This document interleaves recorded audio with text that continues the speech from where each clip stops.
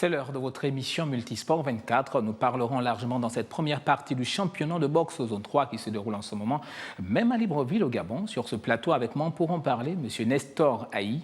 Il est le secrétaire général de la Fédération gabonaise de boxe et Andy Essonobian. Mais avant, voici les titres préparés par Carmino. Cette semaine dans Multisport 24, le Gabon accueille à partir de ce lundi les championnats d'Afrique de la zone 3 au Palais des Sports de Libreville. Les meilleurs pugilistes du continent tenteront de remporter le Graal suprême. Le Gabonais Pierre-Emerick Aubameyang a remporté ce dimanche le titre de meilleur buteur de Première Ligue. Le capitaine des Panthères du Gabon finit la saison avec 22 réalisations. Après l'Allemagne, Aubameyang a conquis le pays de Sa Majesté la Reine. Voilà, je vous le disais déjà à l'instant, le Gabon accueille les championnats d'Afrique de boxe zone 3. 10 pays sont en terre gabonaise, notamment le Cameroun, l'Algérie, la République démocratique du Congo, le Burundi, pour ne citer que cela. Mais avant d'en parler sur ce plateau, suivons ce reportage et on se retrouve juste après. Incontestable maître de la discipline avec 11 victoires en 12 marathons. Depuis ce lundi 13 mai 2019 et ce jusqu'au 17 du même mois, le Palais des Sports de Libreville abrite le championnat d'Afrique de boxe de la zone 3. Plusieurs nations du continent sont à Libreville et tous ces participants n'ont qu'un objectif, remporter ce championnat d'Afrique de boxe qui se déroule dans la capitale gabonaise. Le Gabon a préparé tant que peut se faire cette grande messe des meilleurs pugilistes du continent. Mais au-delà de la compétition, les championnats d'Afrique de boxe sont une vitrine pour le pays hôte. Durant près d'une semaine, les yeux seront rivés vers une seule nation qui, pour l'occasion, sera au centre des attractions. Ce sera également la meilleure façon pour chaque boxeur représentant les pays participants de se jauger à ce qui se fait de mieux sur le continent. Ces championnats d'Afrique seront également un test miniature pour les futures échéances, notamment les Jeux africains qui auront lieu au Maroc dans quelques mois, mais aussi les Jeux olympiques qui se dérouleront au Japon en 2020. Après donc 2 jours consacrés aux phases éliminatoires, les quarts de finale de la compétition auront lieu le 15 mai, les demi-finales se dérouleront le 16 mai et les finales auront quant à elles lieu le 17 mai. Il est fatigué. Voilà, je vous le disais déjà avec moi pour en parler, nous recevons sur ce plateau M. Nestor Haï, le secrétaire général de la Fédération gabonaise de boxe. Monsieur Haï, bonsoir. Bonsoir, monsieur. Comment allez-vous? Très bien. Oui, avec nous également pour commenter cette actualité, Essono Andy Obian de notre rédaction. Andy, bonsoir. Bonsoir Gaël. Monsieur Essono, Monsieur Haï, le championnat, 3e, première fois que le Gabon accueille cette compétition, dites-nous. Ben déjà, je vous remercie d'avoir consacré cette émission au grand événement que notre pays abrite, qui est le fait de notre fédération. Merci de nous accompagner tout au long de cette manifestation. Donc, comme vous-même, vous l'avez déjà dit en introduction, le Gabon abrite pour la première fois le championnat de la zone 3, qui a été élargi à d'autres pays du Maghreb depuis aujourd'hui. Nous avons, depuis jeudi, accueilli des délégations qui sont arrivées progressivement et nous sommes rentrés dans le vif du sujet aujourd'hui et nous commençons à engranger quelques résultats, même si les débuts, comme vous pouvez l'imaginer, sont toujours poussifs. Compliqués. Bien sûr. Donc, parle-nous, on parle du championnat d'Afrique de zone 3. Qu'est-ce que ça veut dire pour ceux qui nous regardent et qui ne comprennent pas exactement ce que cela signifie? C'est quoi le championnat d'Afrique de zone 3? Tout à fait. Disons qu'au niveau de l'organisation de la boxe africaine, notre continent est découpé en plusieurs zones. Et donc, la zone Afrique centrale, c'est elle que nous appelons la zone 3. La zone 3. Et cette zone 3, qui comprend notamment tous les pays de l'Afrique centrale, CEMAC et CEAC. Donc, c'est pour cette raison que vous avez le Burundi, vous avez la RDC et d'autres pays qui viennent un peu de l'Afrique de l'Est, comme la Guinée. Oui, mais notamment, vous avez parlé de l'Afrique centrale, donc zone CEMAC, mais on a remarqué que durant ce championnat qui a commencé aujourd'hui de la zone 3, on a quand même quelques pays qui ne sont pas dans la zone, notamment l'Algérie. Est-ce qu'on peut... Pourquoi? Exactement, c'est-à-dire qu'en fait, c'est vraiment un honneur qui est fait à notre pays. C'est la première fois qu'à l'occasion du championnat de la zone 3, qui se déroule dans un pays membre, d'autres fédérations aient demandé effectivement à participer. Disons que depuis un certain temps, il n'y a pas de grande de compétition d'envergure au niveau africain. Et les collègues qui sont dans le Maghreb, comme le Maroc, l'Algérie, la Somalie, ont sollicité de notre zone qu'ils puissent venir participer. Et nous avions accepté volontiers, puisque ça nous permet aussi de nous frotter à l'expérience des boxeurs du Maghreb. Peut-être nous rappeler comment a été fait le choix de Gabon pour abriter cette compétition. Disons qu'aussitôt l'élection du président de notre zone, le président actuel de notre zone, le Gabon avait été sollicité depuis l'année dernière pour abriter cette manifestation. Et vous savez, nous, en tant que fédération, nous ne pouvons pas donner une réponse à une manifestation d'envergure internationale. Évidemment, nous avons sollicité de notre tutelle qu'elle puisse se prononcer. Et donc, la tutelle nous a donné son aval l'année dernière, mais compte tenu de tous les problèmes que nous avions enregistrés l'année dernière, avec les élections, avec les problèmes pécuniaires également, voilà. Donc, nous avions préféré organiser cette manifestation cette année. Au départ, programmée pour le mois de janvier, nous avions reculé à chaque fois et cette fois-ci est la meilleure. Alors, on a reculé. Est-ce qu'on va parler, on va un petit peu parler de la préparation de ces athlètes gabonais, ces boxeurs gabonais? Comment les choses se sont passées? Parce que malheureusement, vous l'avez dit en entame d'émission, les 3 premiers combattants gabonais ont perdu malheureusement. Est-ce que la préparation y était? Effectivement, la préparation a été...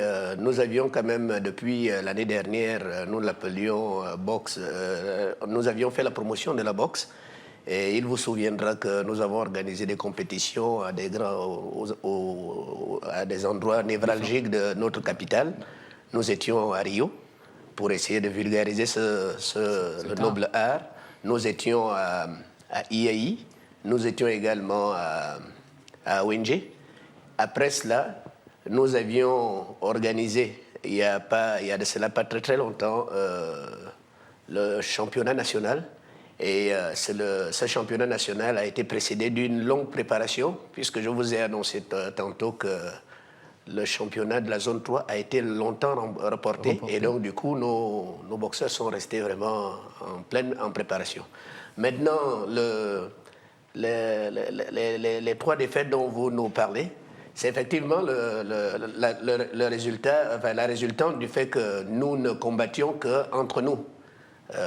Oui, entre nous Gabonais. Et donc, c'est la première fois que certains d'entre eux vont se frotter à des champions d'Afrique. Oui, parce que ceux que vous avez vus dans les 3 premiers, sont vraiment des internationaux de leur pays, alors que nous avions toujours combattu entre nous au niveau du Gabon. D'accord, au niveau du Gabon. Monsieur Andy Sono, puisque vous êtes là avec nous sur ce plateau, on parle de la boxe gabonaise. Quand on sait que la première fois que le Gabon a participé aux Jeux Olympiques, c'était grâce à la boxe aujourd'hui, cette boxe qui est un peu en sommeil. Elle est certes en sommeil. Est-ce que cette compétition est la bienvenue? Bon, la compétition, elle est souvent la bienvenue. Donc, c'est un moyen déjà pour les athlètes d'une nation, au cas d'exemple du Gabon, de se frotter à plus fort et engranger de l'expérience. Et pourquoi pas créer l'exploit et engranger toutes les médailles qu'il faut. Donc, la seule interrogation que j'émets, c'est lors de la compétition nationale, est-ce que toutes les ligues de boxe du Gabon étaient représentées? Est-ce qu'il y a eu suffisamment d'entraînement, de temps de préparation pour mettre en jambe ces jeunes-là qui, aujourd'hui, se frottent à des compétiteurs, à des adversaires qui ont l'habitude de compétir. Des internationaux, ils ont des internationaux, parce que nous, à notre niveau, j'ai quand même parcouru quelques sites dont faisait allusion monsieur le secrétaire. Donc, vous voyez que j'ai regardé le niveau de la boxe gabonaise. C'est vrai qu'on se démerde pas mal, mais comparé à ce que moi j'ai vu de mon expérience au niveau de Yaoundé, au Cameroun, il y a quand même une grande différence. C'est vrai que parmi les athlètes gabonais, il y en a qui sortent du lot. Mais ce serait quand même bien que le Gabonais, au sortir de cette compétition qu'on abrite, on ne fasse pas pâle prestation, qu'on ait quand même une prestation honorable et pourquoi pas des médailles. Qu'on ait une prestation honorable, pourquoi pas de médaille, monsieur Aïe. On va revenir avec vous pour parler. Vous l'avez dit, vous avez fait le tour de certaines zones névralgiques de la capitale gabonaise. Mais qu'en est-il pour les boxeurs, pour les talents qu'il y a dans l'arrière-pays? Disons, en fait, c'est presque la renaissance de la boxe gabonaise, puisque comme pour la plupart des autres fédérations, notre fédération a connu beaucoup de difficultés. Et ces difficultés ont conduit à l'élection d'un nouveau bureau fédéral. C'est ce nouveau bureau fédéral qui, depuis qu'il a été mis en place, essaie effectivement de monter toutes les actions que nous avons citées tantôt. Et donc, lorsque, par exemple, nous organisons une manifestation nationale, comme cela a été le cas pour le championnat national, nous avons invité toutes les ligues, mais pour des raisons de logistique, oui, la plupart des délégations ne sont pas arrivées. Mais sur les 8 ligues que compte le Gabon, nous avions quand même enregistré 6 d'entre elles. Mais lorsque vous regardez, vous avez totalement raison, la Ligue de l'Estuaire constitue presque 80%, sinon 90% du fonctionnement de la boxe au niveau du Gabon. Il y a des boxeurs du Haut-Togoué et je crois de Langounier qui essayent de sortir du lot. Donc c'est la renaissance, nous sommes en train de relancer la boxe. Et c'est d'ailleurs la raison pour laquelle, à chaque fois que nous nous rencontrons, nous offrons du matériel pour permettre la détection plus tôt et puis la formation de nouveaux boxeurs, puisque ceux que vous avez connus ont pris quand même de l'âge et aujourd'hui, il faut préparer la relève. On parle de la renaissance de ce noble art de la boxe au Gabon. Est-ce que c'était opportun pour nous, alors qu'on est en train de renaître, d'abriter cette compétition? On dit peut-être... Justement, c'est une très bonne interrogation. On est en train on sort d'un coma pour une phase embryonnaire. Je juge ça un peu maladroit, en mon sens, que, étant dans une phase embryonnaire, on abrite déjà une compétition d'une telle envergure. Et on met comme ça nos athlètes face à des compétiteurs, face à des internationaux. C'est vrai qu'on va engranger de l'expérience, mais est-ce qu'on ne va pas vers une catastrophe? Encore que moi, je connais pas mal de jeunes boxeurs du niveau de la Ligue du Wellington. Moi, je me demandais s'ils étaient là. Je crois, je ne sais plus s'il boxe, c'est Rodrigue. Donc, je ne sais pas s'il est encore en jambes. Des personnes comme ça, elles sont prêtes à relancer, à revenir et à, pourquoi pas, propulser la chose dans le pays. Mais quand même, c'est un peu précoce d'avoir organisé, abrité cette compétition, sachant que la boxe est en train de renaître de ses cendres au niveau national. Monsieur Aïe, justement, est-ce que tout ce report, vous l'avez dit, la compétition avait été prévue pour janvier. Aujourd'hui, nous sommes quasiment à la fin du mois de mai. Donc, 5 mois après, est-ce que c'est l'une des raisons pour lesquelles également cette date a été repoussée? Parce que la boxe est en train de renaître, comme il a dit. Est-ce que ce n'était pas un peu trop pressé d'abriter cette compétition? En fait, les reports successifs n'avaient absolument rien à voir avec le niveau de nos athlètes. C'était beaucoup plus des problèmes d'ordre matériel et financier qui, à chaque fois, ne venaient pas. Et nous ne voulant pas nous lancer dans une manifestation qui aurait pu se solder par un échec cuisant, avons toujours attendu le bon moment. Et voilà, le bon moment est arrivé. Moi, je ne suis pas totalement de l'avis de ce que, nous l'avions organisé un peu trop tôt, cette manifestation. Mais quand même, on l'a vu, on a 3 Gabonais qui sont rentrés en lice ce soir, sinon pour les premiers combats, on a 3 de fait. C'est-à-dire quand même que c'est un peu chaud. Faut un peu de la patience. Disons que ce bureau fédéral a quand même été élu depuis 2015.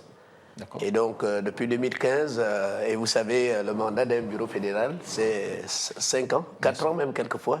Et donc, si nous n'avions pas accepté d'organiser cette manifestation, ce bureau fédéral aurait pu clôturer ce mandat sans s'être allé se frotter à d'autres boxeurs plus expérimentés que nous. Bon, je pense que le niveau va monter crescendo parce que pour le moment, nous avions commencé avec les petites catégories, donc les légers. Aujourd'hui, c'était vraiment les légers. Et au fur et à mesure que nous allons monter, nous avons confiance dans les plus grandes catégories. Plus grandes catégories, oui. Donc on a confiance au plus grand. Et bien sûr, à partir de demain, je pense que nous allons quand même rattraper ce retard à l'allumage.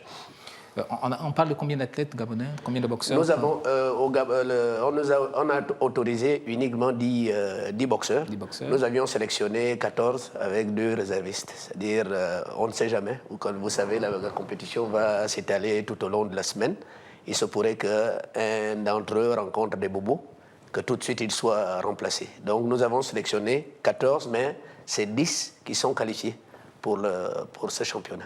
Andy Sonou, voilà encore le Gabon qui organise une compétition. On l'a vu déjà avec la CAN 2017. Malheureusement, le Gabon n'a pas fait grand-chose. Aujourd'hui, on abrite le championnat de boxe zone 3 et on craint. On a confiance à ce que le secrétaire général nous dit, parce qu'au fur et à mesure qu'on va grimper, on a confiance aux plus grands, mais les plus petits, sinon on échoué ce soir. Effectivement, il faut se rappeler qu'au niveau des sports individuels, le Gabon n'a pas souvent perdu. Hein. On a toujours fait bonne figure. Voilà, on a souvent fait bonne figure. Donc, comme dit monsieur le secrétaire, moi j'ai quand même foi à ce que la compétition s'étalant sur toute la semaine, et avec les catégories les plus élevées qui arrivent, j'ai quand même foi que le Gabon puisse sortir son épingle du jeu, encore qu'on est pays hôte. On n'a vraiment pas le droit à l'échec. J'ai quand même foi en cela et on fait confiance aux autorités de la boxe gabonaise. Et j'allais rebondir sans faire mauvais perdant, que contrairement aux autres sports, l'arbitrage, vous avez, au niveau de l'arbitrage, là, vous avez 10 juges, et dans les 10 juges, il y a uniquement 2 Gabonais. Vous-même, vous l'avez relevé tout à l'heure, là, il y a un combat. Vous avez assisté au deuxième combat. En réalité, on n'a pas compris comment le Gabonais a fait pour perdre. Voilà, en réalité, c'est avec fair play, hein, c'est avec tout le fair play que nous avons accepté de perdre ce combat. En réalité, vous tous, tout le monde, tous ceux qui étaient là, ont bien vu que le Gabonais a mené. Et nous avions anticipé sur le résultat. Nous pensions que le résultat serait 5 contre 4. D'accord. Mais malheureusement, bon. Monsieur le secrétaire général, le Gabon a abrité la Coupe d'Afrique, on le disait tantôt, de football. On a abrité la Coupe d'Afrique de hand également. Aujourd'hui, on abrite le championnat d'Afrique zone 3. Est-ce que ça veut dire que le Gabon veut se positionner parmi des grandes nations sur le continent qui, au fur et à mesure, organisent les championnats dans différentes disciplines? Bien sûr. Je pense que les autorités gabonaises, en nous dotant de l'infrastructure sportive que nous avons actuellement, veulent effectivement lancer une diplomatie sportive. Et cette diplomatie sportive peut nous apporter, au-delà du sport, nous permettre d'engranger d'autres résultats au-delà du sport. Vous savez, aujourd'hui, le sport n'est plus un simple jeu, comme je l'entends dans les quartiers. Le sport, c'est une industrie. Et donc, je pense que les autorités gabonaises, effectivement, ont misé pour qu'elle devienne une industrie. Mais pour qu'elle soit industrie, il faut que nous commencions à la base, hein, en créant vraiment des clubs assez outillés. Andy Sonou, je vous relance la question. Est-ce que, avec on va d'organisation en organisation, quelle analyse faites-vous, finalement? Le Gabon veut se positionner? Le Gabon le Gabon est désormais une plateforme africaine, une plateforme sportive africaine. Rappelez-vous que de 2012 à 2019, il y a eu des grands événements que vous avez cités. Donc, c'est pas rien d'organiser tout ça. C'est une confiance déjà que les instances sportives africaines font au Gabon. Et abriter ces événements, comme je disais tantôt, nous fait gagner de l'expérience. et met en valeur également les athlètes gabonais à travers les médias que nous sommes et en même temps propulse le Gabon sur la scène sportive internationale et déjà continentale. Monsieur le secrétaire général, aujourd'hui, le Gabon abrite le championnat d'Afrique de zone 3. Vous avez accepté d'abriter cette compétition. Derrière, quel est l'objectif? Qu'est-ce que vous êtes dit en acceptant d'abriter cette compétition-là? Qu'est-ce que la fédération recherchait derrière? Mais derrière, déjà, nous recherchions, comme je vous ai dit, déjà à faire connaître le noble art dans notre pays, puisque je crois que c'est Andy qui, tout à l'heure, rappelait que la boxe a toujours, effectivement, permis à notre pays d'obtenir des médailles. Hein. Et donc, nous voulons relancer ce sport et en permettant à nos jeunes pugilistes de se frotter aux meilleurs du continent. Mais également, ça nous permettrait, cette politique, si elle porte des fruits, de pouvoir organiser d'autres compétitions internationales au niveau du Gabon, d'organiser des combats. Parce que jusque-là, nous ne connaissons que les combats professionnels de Taylor. Bon, comme nous sommes amateurs, nous pensons que nous pourrions organiser des combats amateurs qui pourront nous permettre de renflouer les caisses au niveau de nos fédérations afin que l'État ne soit plus le seul pourvoyeur de finances. Vous constatez, une fois l'État n'a pas financé, toute organisation est presque mise à mal, quoi. D'accord, monsieur Aïe, peut-être nous rappeler rapidement quelle est la suite les journées de demain, les prochaines journées. Voilà. Qu'est-ce qui nous attend lors de ces championnats d'Afrique? Effectivement, je suis venu aujourd'hui inviter tout le public de Libreville à prendre massivement part à ce championnat qui se déroule tous les après-midi. Nous avions pensé aux scolaires à partir de 16h, pour ne pas dire 17h, jusqu'à 21h. Au départ, l'organisation a prévu des tickets qui sont vendus à 500 francs et 2000 francs. Mais nous pensons que ce n'est pas d'abord cet aspect que nous voulons mettre en exergue. Nous souhaitons que les gens viennent massivement et je pense qu'à partir de demain, nous allons éliminer ce droit d'entrée pour permettre à ce que les travées du Palais des Sports soient remplis. Vous voyez, tout à l'heure, j'ai été sidéré de constater qu'à chaque combat, c'était ceux qui venaient de l'extérieur, les expatriés qui criaient plus fort que les nationaux, les Gabonais. Donc il faut que demain, nous renversions la tendance, qu'il y ait de nombreux Gabonais. Plusieurs m'ont demandé est-ce que c'est gratuit. Je confirme, venez. Demain, nous allons prendre une décision salutaire pour permettre à ce que tout le monde puisse y accéder et pousser nos pugilistes également à gagner les combats et rattraper le retard que nous accusons depuis aujourd'hui. D'accord. Merci, M. Aïe Nestor, d'avoir accepté notre invitation sur ce plateau. Et on espère vous retrouver, pourquoi pas, à la fin de la compétition avec des nouvelles plus joyeuses, notamment de nos sportifs qui vont, on espère, remporter des médailles. C'est moi qui vous remercie. Voilà, c'est la fin de cette première édition de la première partie de votre émission. On se retrouve juste après.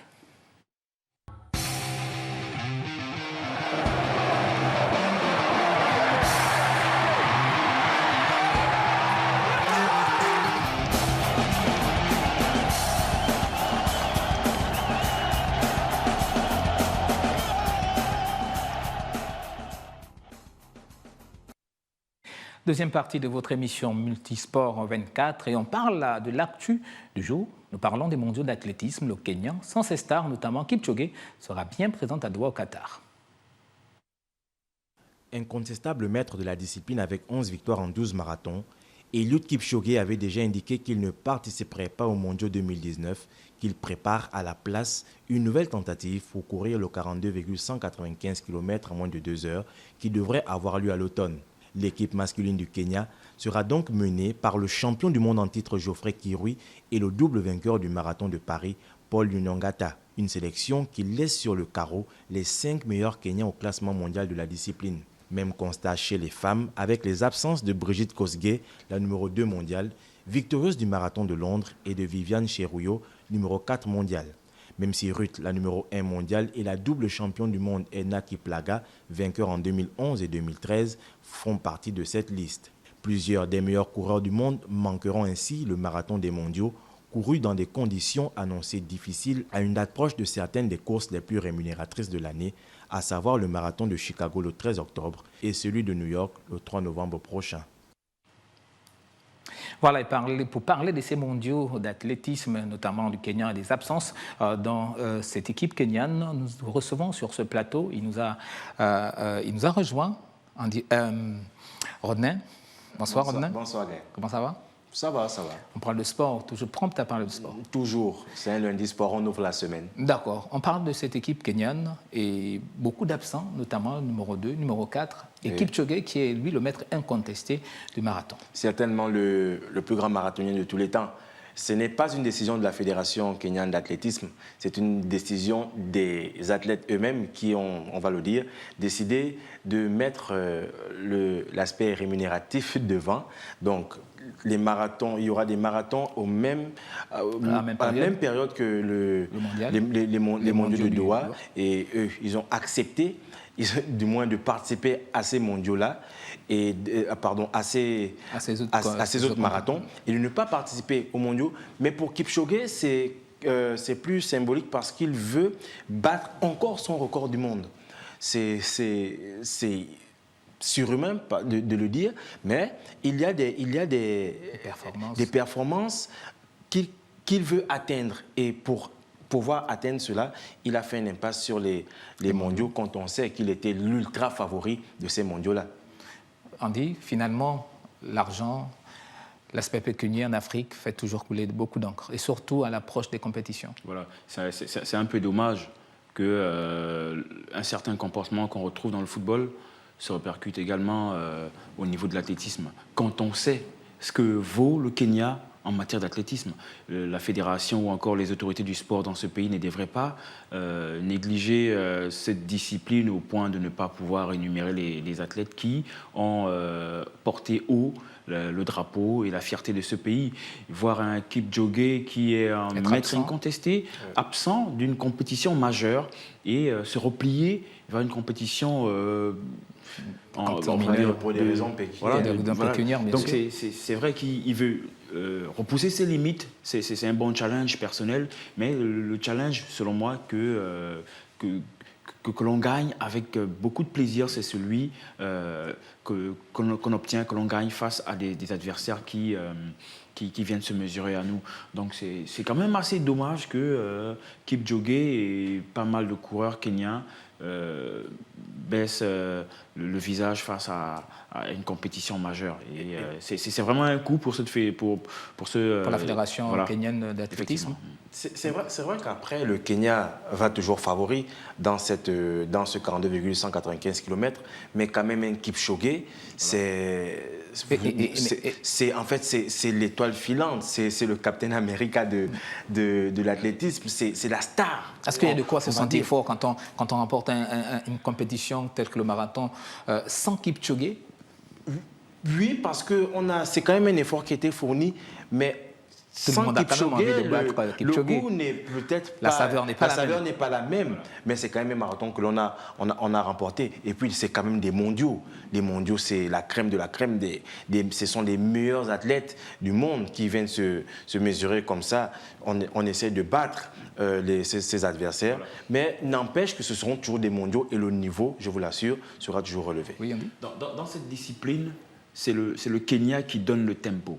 Bien sûr. Et si le meilleur Kenyan n'est pas là, ça baisse d'un cran le niveau même de la compétition et la hargne et la rage de vaincre des adversaires du Kenya. Donc il serait bien que dans les prochaines éditions, on retrouve ce champion en première ligne dans les mondiaux d'athlétisme. Merci monsieur, on parle toujours d'athlétisme et avec le Kenya, je vous invite dans le reportage qui va suivre à découvrir le secret de ces coureurs hors normes. Le soleil n'est pas encore levé, mais ils sont déjà des centaines de coureurs dans les rues d'Iten. Des hommes, des femmes qui affrontent les pentes raides de ce village situé à 2400 mètres d'altitude dans l'ouest du Kenya. La plupart sont de la même ethnie, les Kalenjin. On peut les comparer à des voitures de Formule 1 avec un moteur très très puissant et un corps très très léger. C'est la recette pour les longues distances.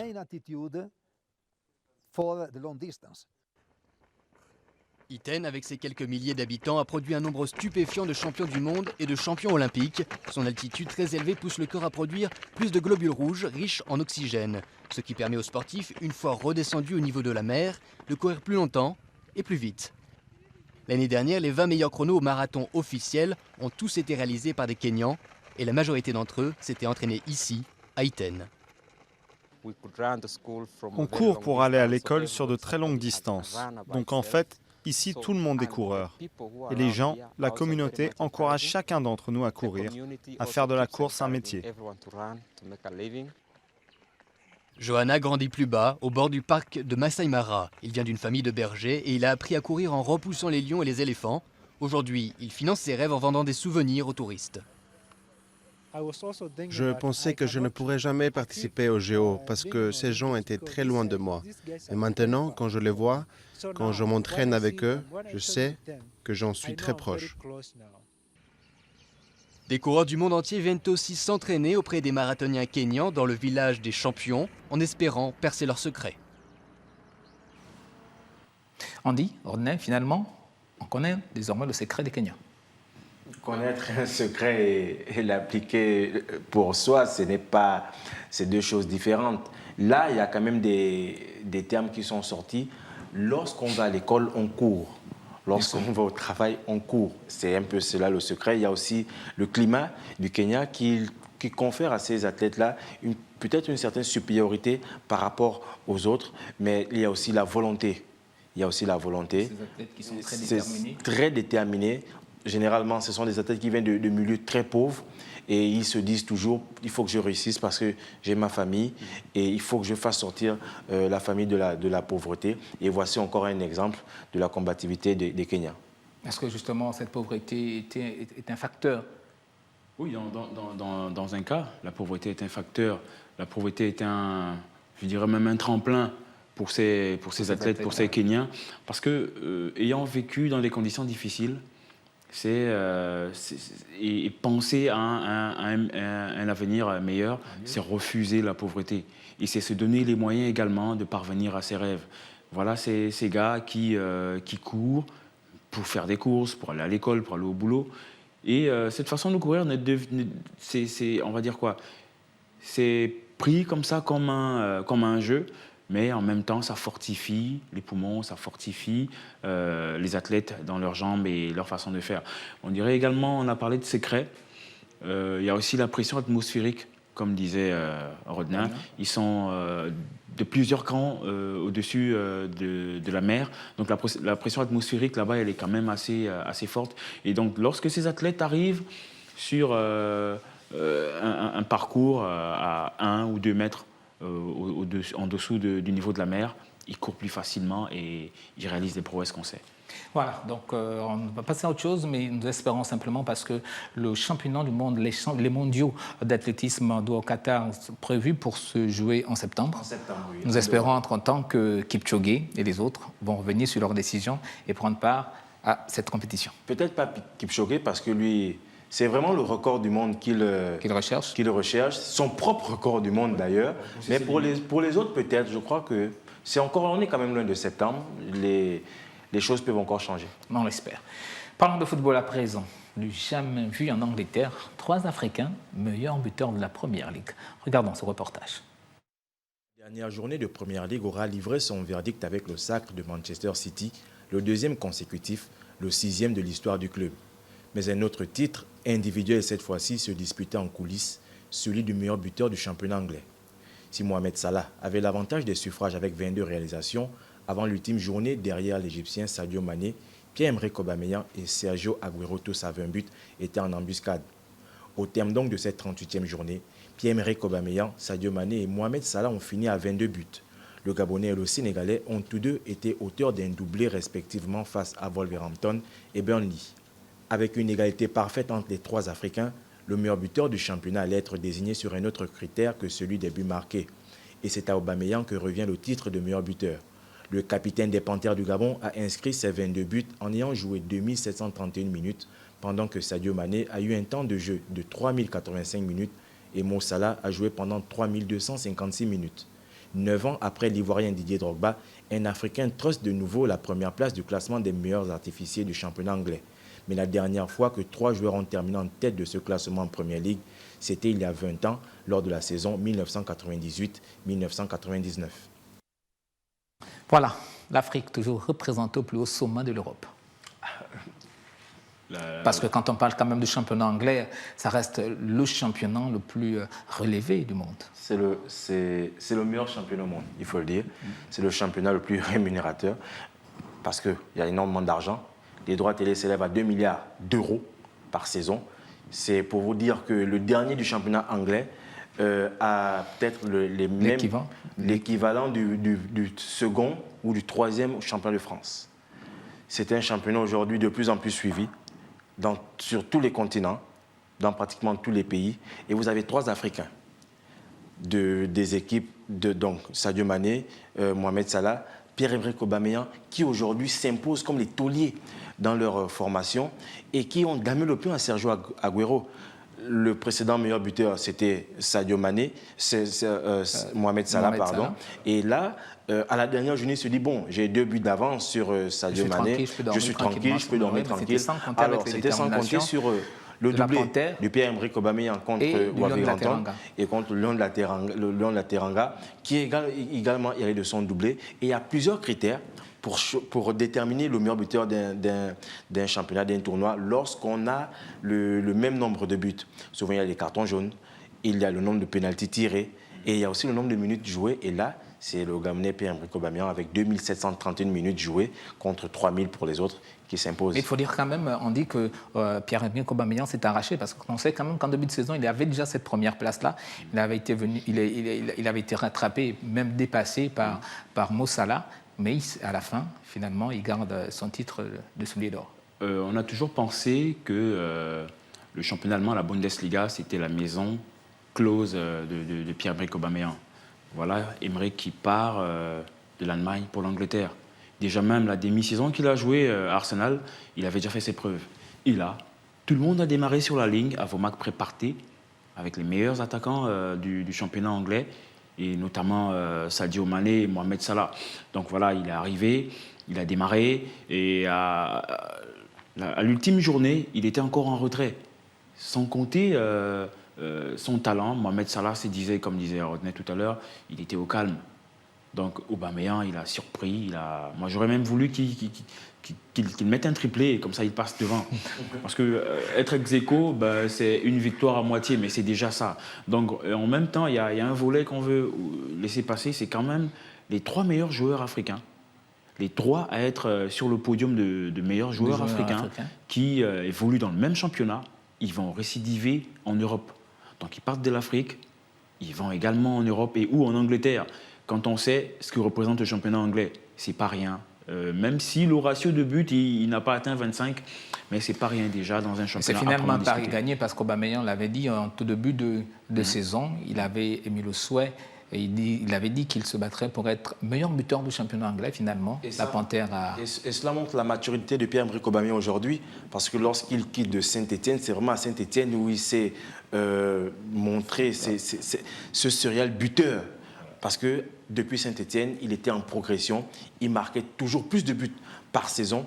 Et lorsqu'il va en Allemagne, il devient meilleur buteur du championnat d'Allemagne. Il est parmi les meilleurs attaquants, les meilleurs goleadors sur le continent, avec en primaire un ballon d'or africain. Et après, on a un joueur qui va jouer la finale de l'Europa League. Il faut le rappeler, c'est le 2e après Daniel Cousin qui a joué déjà avec les Glasgow Rangers il y a quelques années. Il va jouer une finale d'Europa League. Les 2 autres vont jouer une finale de Ligue des Champions. Ça montre là aussi le niveau du championnat anglais qui est en train de renaître. Ça veut dire simplement qu'Aubameyang également est devenu mature parce qu'il n'était pas très adroit. Souvent, on lui a souvent rappelé à l'ordre quand il était souvent il ratait beaucoup de buts face au gardien. Aujourd'hui, on voit qu'Aubameyang sur ce point-là, il a beaucoup évolué. Il est beaucoup plus lucide devant le goal. Il sait se positionner. Il ne court plus dans le désordre comme au début. Il a cette vision-là, le dernier pas en arrière, pour se faire oublier du défenseur. Il s'est démarqué au bon moment et mettre le plat du pied quand Parce il que le faut. finalement, ça traduit, quand on voit ces 3 garçons au sommet du championnat anglais en termes de buts, ça traduit simplement le nivellement du niveau du football africain. Ça traduit clairement le niveau du football africain. On va se rappeler que des 3, il y en a 2 qui vont jouer la Coupe d'Afrique des Nations. Bien sûr. Donc ça montre déjà qu'ils sont affamés. C'est dans quelques mois, on va le dire, c'est vraiment à côté, c'est en juin. Ils sont affamés. Malheureusement, Pierre-Emerick Aubameyang ne jouera pas cette Coupe d'Afrique des Nations-là. Mais ça montre, parce que lorsque vous allez un peu partout sur le continent, vous allez en France, vous allez en Allemagne, vous allez en Italie, les Africains, de plus en plus, font partie des meilleurs buteurs sur le continent. Nicolas Pepe à Lille, on voit ce que ça donne. Jonathan Bamba, il connaît. On voit ce que ça donne. Parlons aussi quand même de Denis Bouanga à Nîmes. Denis Bouanga aussi qui de plus en plus doit s'affirmer. Il n'est pas encore très buteur, mais il est déjà dans l'entrejeu. Il sait lire il lit parfaitement déjà le jeu sur un terrain. Il faut maintenant qu'il ait cette âme de tueur de surface pour pouvoir atteindre les 10 buts et les 10 passes décisives. Et pour fermer ce chapitre, Andy, est-ce que vous pensez que le fait que Aubameyang soit meilleur buteur devant Salah et Mané, même si les 2 autres vont jouer la CAN, est-ce que ça peut jouer en faveur d'Aubameyang pour le titre de Ballon d'Or africain 2019 ? Ça peut jouer, ça peut avoir son impact, surtout si l'un des 2 en face, Salah ou Mané, ne gagne pas la Ligue des Champions. Et si déjà ils ont la Ligue des Champions, je crois que le Ballon d'Or serait oublié dans le regard d'Aubameyang. Et en plus, ils ont la CAN, ils ont leur preuve à faire et Aubameyang n'y est pas. Donc ce serait un peu difficile pour PA d'espérer, de prétendre au Ballon d'Or. D'accord, merci messieurs. On va justement parler également rapidement de cette première également dans l'histoire. On a 4 équipes d'un même pays, donc à l'occurrence l'Angleterre, en finale des Coupes européennes. Des Coupes européennes, oui. C'est du jamais vu. On a vu, en Espagne la première finale avec 2 équipes d'une même ville.